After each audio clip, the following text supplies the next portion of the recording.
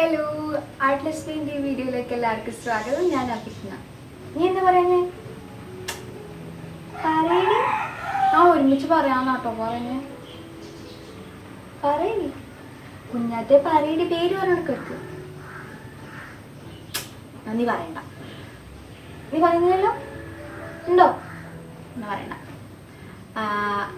അപ്പം നമ്മുടെ ഇന്നത്തെ സെഷൻ എന്ന് പറയുന്നത് നമ്മളൊരു പുതിയ ആർട്ട് ഫോം എന്ന് വേണമെങ്കിൽ പറയാം, പെയിൻറ്റിങ് സെഷൻ പഠിച്ചു തുടങ്ങാൻ പോവുകയാണ്. അപ്പോൾ ആക്രിലിക് പെയിൻറ്റിങ് എങ്ങനെ ചെയ്യാം എന്നാണ് ഈ വീഡിയോ. അപ്പോൾ ആക്രിലിക് പെയിൻറ്റിങ്ങിൻ്റെ ബേസിക്സ് ഏറ്റവും സ്റ്റാർട്ടിങ്ങിൽ നമുക്ക് ആദ്യം അറിയേണ്ട ഒരു കാര്യം എന്ന് പറഞ്ഞു കഴിഞ്ഞാൽ എന്തൊക്കെ മെറ്റീരിയൽസ് ആണ് ആക്രിലിക് പെയിൻറ്റിങ്ങിന് വേണ്ടത് എന്നാണ്. അപ്പോൾ ഇന്നത്തെ വീഡിയോ എന്ന് പറയുന്നത് അതിനെ പറ്റിയാണ്.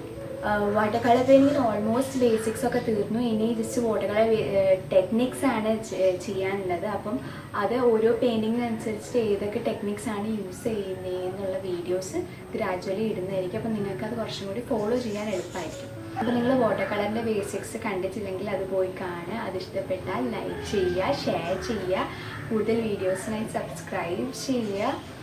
പിന്നെ ബെല്ലൈക്കൺ അടിച്ചാൽ നിങ്ങൾക്ക് നോട്ടിഫിക്കേഷൻ കിട്ടുള്ളൂ. അപ്പോൾ നമുക്ക് ഈ വീഡിയോ നോക്കാം. നമുക്ക് വീഡിയോ നോക്കാം.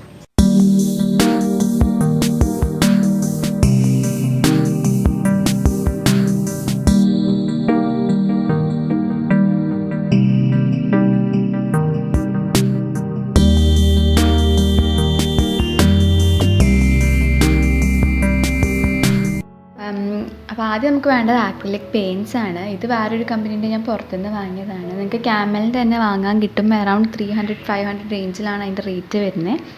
ഇനിയിപ്പോൾ ഇതിനകത്ത് ഏതെങ്കിലും ഒന്ന് തീർന്നു പോയി നിങ്ങൾ പുതിയ സെറ്റ് തന്നെ വാങ്ങണമെന്നൊന്നുമില്ല. ഇങ്ങനത്തെ കൊച്ചു കൊച്ചു ബോട്ടിൽസോ ട്യൂബ്സോ വാങ്ങാൻ കിട്ടും. ഇത് ക്യാമലിൻ്റെ ആണ്. ഫെവിക്രിലിൻ്റെ ഇതേപോലെ കിട്ടും. 20 റുപ്പീസാണ് ഇതിൻ്റെ റേറ്റ് വരുന്നത്. മെറ്റീരിയൽ എന്ന് പറയുമ്പോൾ നിങ്ങൾക്ക് ഞാനിപ്പം യൂസ് ചെയ്യാറ് ക്ലോത്ത് വാങ്ങി, ക്യാൻവാസ് ക്ലോത്ത് വാങ്ങി അത് എനിക്ക് വേണ്ട സൈസിൽ മുറിച്ചിട്ട് യൂസ് ചെയ്യുകയാണ്. അതാകുമ്പോൾ നമുക്ക് ഫ്രെയിം ചെയ്യാൻ ഈ ക്ലോത്ത് കൊടുത്താൽ ഇതേപോലെ നമ്മൾ ചിത്രം വരച്ച് ആർക്കാണ് കൊടുക്കേണ്ടതെന്ന് വെച്ച് കഴിഞ്ഞാൽ ട്രാൻസ്പോർട്ടിങ്ങിനും എളുപ്പമാണ്. അതേപോലെ ഫ്രെയിം ചെയ്യണമെന്ന് പറഞ്ഞു കഴിഞ്ഞാൽ അവർക്ക് ഇഷ്ടമുള്ളതനുസരിച്ച് ഫ്രെയിം ചെയ്യുകയും ചെയ്യാം. അപ്പോൾ ഇത് 2 പെയിൻറ്റിങ് ഇപ്പോൾ കയ്യിലുള്ളതാണ്, ജസ്റ്റ് ക്ലോത്തിൽ ചെയ്തത്. ഇനി അതല്ല, ഇതേപോലെ ഫ്രെയിം വാങ്ങാൻ കിട്ടും. ഇത് കുറച്ച് റേറ്റ് കൂടുന്നേ ഉള്ളൂ. നമ്മൾ പിന്നെ വേറെ സ്ട്രെച്ച് ചെയ്യേണ്ട, ഒന്നും ചെയ്യേണ്ട, ജസ്റ്റ് ഡയറക്റ്റ് വരയ്ക്കാം. പിന്നെ ഇതേപോലെ ക്യാൻവാസ് ബോർഡുകൾ കിട്ടും. ഇതും ഏകദേശം ഒരു 80-100 റുപ്പീസിന് അടുത്ത് വരും ഇതിൻ്റെ റേറ്റ്. ഇത് ചെറിയ ബോർഡാണ്. അപ്പം അങ്ങനെ വരയ്ക്കാൻ എളുപ്പമായിരിക്കും. ഓൾറെഡി പ്രീ സ്ട്രെച്ച്ഡ് ആയിരിക്കും. പെയിൻറ്റ് ബ്രഷ് എന്ന് പറയുമ്പോൾ നമുക്ക് ഒരുപാട് ബ്രഷൊന്നും വേണ്ട, പക്ഷേ വാട്ടർ കളറിനെക്കാട്ടും കുറച്ചും കൂടിയൊക്കെ വേണം. അപ്പോൾ ഇത് ഫ്ലാറ്റാണ്. കംപ്ലീറ്റ് വാഷ് ചെയ്യാൻ, വലിയ വർക്കൊക്കെ ചെയ്യണമെന്നുണ്ടെങ്കിൽ കംപ്ലീറ്റ് ബാക്ക്ഗ്രൗണ്ട് ചെയ്യാൻ നമുക്ക് ഒരു ഫ്ലാറ്റ് ബ്രഷ് വേണം. ഇത്ര വലുതില്ലെങ്കിൽ ഇതിൻ്റെ ചെറിയ സൈസ് കിട്ടും. അതും 20-25 റുപ്പീസ് നമുക്ക് കിട്ടും. ഇത് ഫ്ലാറ്റിൻ്റെ ചെറിയ ഇതാണ്. അപ്പം നമുക്ക് ചെറിയ ചെറിയ ഡീറ്റെയിലിങ്സും ചെയ്യാൻ വേണ്ടിയിട്ടാണ് അത് സൈസ് 4 ആയിരുന്നു. ആംഗിൾ ബ്രഷ് അത് നമുക്ക് കുറച്ചും കൂടി മരങ്ങളും കോർണേഴ്സും ഒക്കെ നല്ല ഡീറ്റെയിലിങ്ങിന് വേണ്ടി, അല്ലെങ്കിൽ നമുക്ക് ഒബ്ജക്റ്റുകൾ ചെയ്യാൻ വേണ്ടിയിട്ടാണ് ആംഗിൾ ബ്രഷ് യൂസ് ചെയ്യുന്നത്. റൗണ്ട് ബ്രഷ് പിന്നെയും ഫെർദർ മൈന്യൂട്ട് ഡീറ്റെയിൽസ്, ബ്രാഞ്ചസ് അല്ലെങ്കിൽ മരത്തിൻ്റെ ഇലകൾ, അങ്ങനെ ചെറിയ ചെറിയ ഇതൊക്കെ ഫില്ല് ചെയ്യാനൊക്കെയാണ് നമ്മൾ റൗണ്ട് ബ്രഷ് യൂസ് ചെയ്യുന്നത്. ഇത് റൗണ്ട് ബ്രഷിൻ്റെ 0 സൈസ് ബ്രഷാണ്. ഭയങ്കര മൈന്യൂട്ടായിട്ടുള്ള ഡീറ്റെയിൽസിന് പറ്റും ഈ ബ്രഷുകളൊക്കെ. അത് കഴിഞ്ഞ് റിഗർ ബ്രഷ് യൂസ് ചെയ്യുന്നത് വെച്ച് കഴിഞ്ഞാൽ നമുക്ക് വലിയ വലിയ സ്ട്രോക്കുകൾ, വലിയ വലിയ ലൈൻസ്, ഗ്രാസസ്, ഡീറ്റെയിലിങ് അങ്ങനെയൊക്കെ ചെയ്യാനാണ് നമ്മൾ റിഗർ ബ്രഷ് യൂസ് ചെയ്യുന്നത്. റിഗർ ബ്രഷ് ഇല്ലെങ്കിലും കുഴപ്പമില്ല, റൗണ്ട് ബ്രഷിൻ്റെ 0 ആയാലും മതി. പിന്നെ ഇത് ഫാൻ ബ്രഷ്. ഇതും സിംഗിൾ പീസായിട്ട് വാങ്ങാൻ കിട്ടുമെന്ന് എനിക്കറിയില്ല, പക്ഷേ ഇതുണ്ടെങ്കിൽ നമുക്ക് മരത്തിൻ്റെ ഇലകൾ അങ്ങനത്തെ ചെറിയ ചെറിയ കുറേ കുത്തുകൾ ഒരുമിച്ച് വരുന്ന സ്ഥലത്ത് ഒറ്റയടിക്ക് നമുക്ക് ഫാൻ ബ്രഷ് കൊണ്ട് ചെയ്യാൻ പറ്റും. ഇനിയിപ്പോൾ ഫാൻ ബ്രഷ് കിട്ടിയില്ലെങ്കിലും കുഴപ്പമൊന്നുമില്ല, നമ്മൾ റൗണ്ട് ബ്രഷ് കൊണ്ട് കുറച്ച് കൂടുതൽ സമയം എടുക്കുന്നേ ഉള്ളൂ, നമുക്കത് യൂസ് ചെയ്ത് ചെയ്യാവുന്നേ ഉള്ളൂ. പിന്നെ പാലറ്റ് നൈഫ് ആക്രിലിക് പെയിൻറ്റിങ്ങിന് വേണം. അപ്പോൾ ബോട്ടിൽ നിന്നൊക്കെ നമുക്ക് പെയിൻറ്റ് എടുക്കണമെങ്കിലൊക്കെ ഇത് യൂസ്ഫുള്ളാണ്. അതേപോലെ പെയിൻറ്റിങ്ങിൽ ചെയ്യാനും നമുക്ക് ഈ നൈഫുകൾ യൂസ് ചെയ്യാം. അപ്പോൾ ഇത് സൈസ് മിനിമം വാങ്ങുകയാണെങ്കിൽ 1ഉം 4ഉം എന്തായാലും വേണം.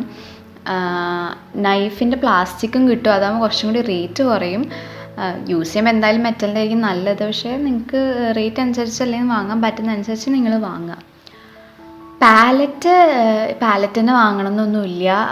ബോർഡായാലും കുഴപ്പമൊന്നുമില്ല. പക്ഷേ വാട്ടർ പ്രൂഫ് ആയിരിക്കണം. വെള്ളം അത് കുടിക്കരുത്. അപ്പോൾ വാട്ടർ പ്രൂഫ് ആയിരിക്കണം. ബോർഡായാലും കുഴപ്പമൊന്നുമില്ല. പിന്നെ പാലറ്റ് വാങ്ങുകയെന്നുണ്ടെങ്കിൽ പാലറ്റിൽ നല്ലൊരു ഏരിയ, ഫ്രീ സ്പേസ് വേണം കളർ മിക്സ് ചെയ്യാൻ വേണ്ടിയിട്ട്. അപ്പോൾ അത് നോക്കിയിട്ട് വാങ്ങാം. പിന്നെ 2 ജാറ് വേണം വെള്ളം എടുക്കാൻ വേണ്ടിയിട്ട്. ഒരു പീസ് ഓഫ് ക്ലോത്ത്, നല്ല തുണിയൊന്നും എടുക്കണ്ട. വാട്ടർ കളർ പോലെ കളർ പോവൊന്നുമില്ല, സ്റ്റെയിൻ പോലെ കിടക്കും. കളർ ഇതിനകത്ത് പിടിക്കും, തുണിയിൽ പിടിക്കും. അപ്പോൾ അതുകൊണ്ട് വേണ്ടാത്ത തുണി മാത്രം എടുത്താൽ മതി, കളർ ഒപ്പാനും മാറ്റാനും മായ്ക്കാനൊക്കെ. പിന്നെ നമുക്കൊരു ബോർഡ് വേണം. അത്യാവശ്യം വലിയ ഡ്രോയിങ് ബോർഡായാൽ കുഴപ്പമൊന്നുമില്ല. എന്നിട്ട് ഇതിൻ്റെ മുകളിലേക്ക് നമുക്ക് ക്യാൻവാസ് ക്ലോത്തിലാണ് ചെയ്യുന്നുണ്ടെങ്കിൽ ബോർഡ് മതി കേട്ടോ. അല്ലാന്നുണ്ടെങ്കിൽ ബോർഡിൻ്റെ ആവശ്യമൊന്നുമില്ല. അപ്പം എന്നിട്ട് ഇതിൻ്റെ അകത്തേക്ക് ക്യാൻവാസ് ഒട്ടിച്ചിട്ട് സ്ട്രെച്ച് ചെയ്തിട്ട് ഒട്ടിക്കണം. അപ്പോൾ സ്ട്രെച്ച് ചെയ്യുന്ന എങ്ങനെയാണെന്നൊക്കെ ഞാൻ വേറൊരു വീഡിയോ ചെയ്തിടാം. അപ്പം ഇതിങ്ങനെയാണ് ചെയ്യുന്നതെന്നുണ്ടെങ്കിൽ നമുക്ക് മാസ്കിൻ ടേപ്പും വേണം ഒട്ടിക്കാൻ വേണ്ടിയിട്ട്. അത് കഴിഞ്ഞ് വാർണിഷ്, അവസാനം പെയിൻറ്റിങ് കഴിഞ്ഞിട്ട് ഒരു ഗ്ലോസി ലുക്കൊക്കെ കിട്ടണം. ഗ്ലോസി മാറ്റും കിട്ടുന്നുണ്ട്. ഈ പെയിൻറ്റിങ്ങിൽ വാർണിഷ് അടിച്ചിട്ടുണ്ട്.